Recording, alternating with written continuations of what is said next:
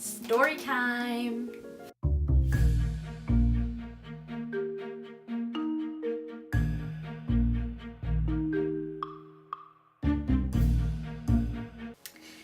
Hey there creators, Niamh here, and today we have something pretty special and pretty different than what I normally do.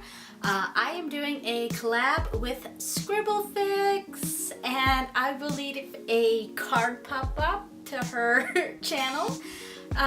And if you are from ScribbleFix's channel, visiting my channel for the first time, hi there. I hope you enjoyed this video. This has been super fun to do. If you're new here and if you like what you see and you want to see more, click that subscribe button and give it a thumbs up. So, our challenge this time around was to come up with a story. Basically, one of us was to do one half of the story in a picture, and the other person was to finish the story however they want in a picture. So I got first pick, so I decided to go first, so I am starting off the story. And yeah, so this was a lot of fun to do, very different than what I normally do. So let's get started on my part of the story, and at the end I will leave a link to ScribbleFix's other half of the story. So yeah, stick around to the end and don't forget to see her half of the story. Let's get started, guys. Lyra didn't really know her grandmother. Her mother died when Lyra was young, so she was raised by her father, who was a good man and raised her well. But for some reason, he kept Lyra away from her mother's family. He never explained why, or really spoke of her family much. He spoke often about his deceased wife, Lyra's mother, and how kind and wonderful she was. Lyra could never understand why her father would not allow her to have a relationship with the only living member of her mother's family, her grandmother. Anytime she asked her father, he would say, "She's just not a good person, Lyra. Your mother, oh, how I loved her and how wonderful she was. But she came from a family that, well..." This is how the conversations always ended. It came to a point where Lyra could tell that her father realized he had said too much. He would end it by saying, "Lyra, let's just not get into this. I don't want your grandmother to influence you in the wrong way. Let's just leave it at that." She never felt satisfied with that answer, but this was an issue that affected her father in a way that Lyra she didn't want to push. Other than the mystery surrounding her mother's family, Lyra had a wonderful childhood, upbringing, and a wonderful relationship with her father. However, as Lyra entered adulthood, as with most young adults, she began to realize that she could make her own decisions now. She didn't want to upset her father, but her curiosity had reached a peak. "I'm going to meet my grandmother. I can't let Dad stand in the way any longer." But every time she was about to contact her grandmother, she would chicken out.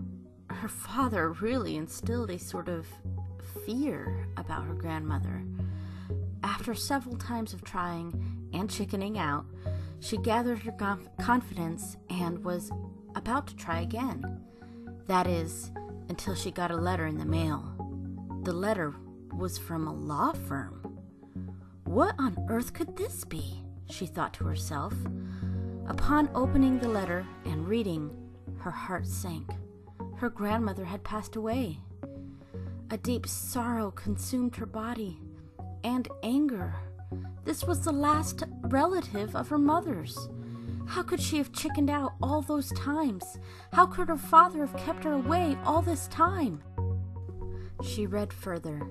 Her grandmother had left everything to Lyra, her only grandchild of her only child.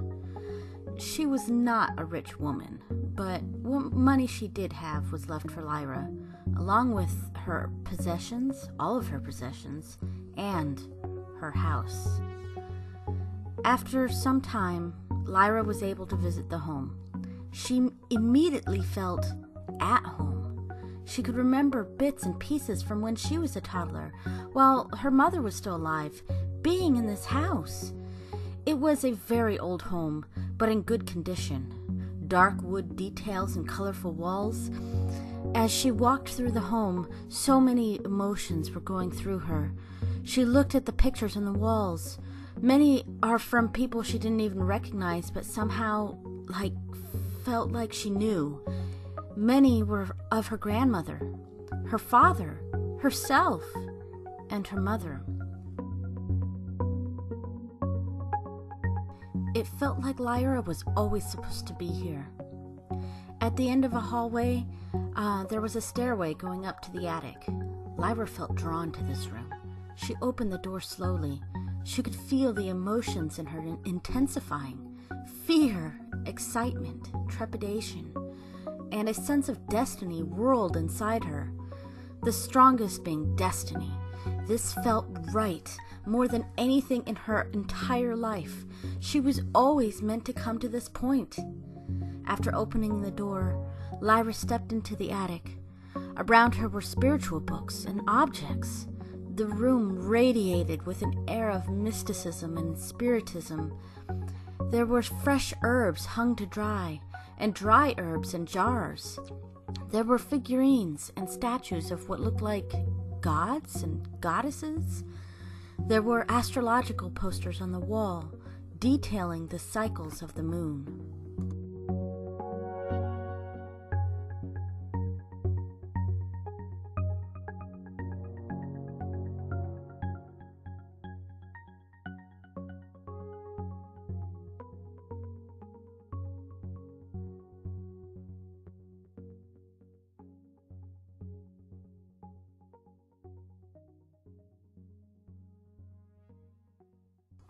Then her attention slowly turned to a pedestal in the middle of the room. There was a large book on it, as if the book was pulling her toward it. Lyra suddenly found herself standing right in front of it. Without realizing, she was opening the book. She flipped through the old, weathered pages. The writing in it was in a language that she had never seen before, but somehow she knew what it said. Her mind was a whirlwind. The thoughts and images that flashed in her mind made her heart race. But now, she had no fear. Fear had left her the moment she entered the attic. She wasn't sure what was happening to her, but she knew it was supposed to happen. She should have been here well before this point.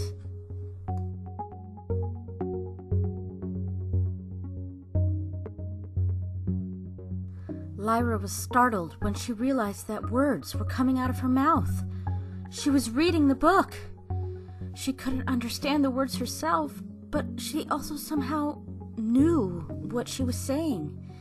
It didn't make any sense. How could she recognize this language? Suddenly, as the words flew from her mouth, sparks and mist appeared all around her. The fear was starting to come back. What was happening? The room itself began to change.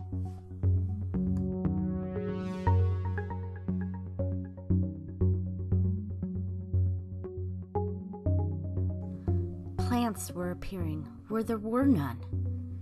Chairs that were there disappeared. Was the room changing, or was she being transported somewhere else? The mist overwhelmed her.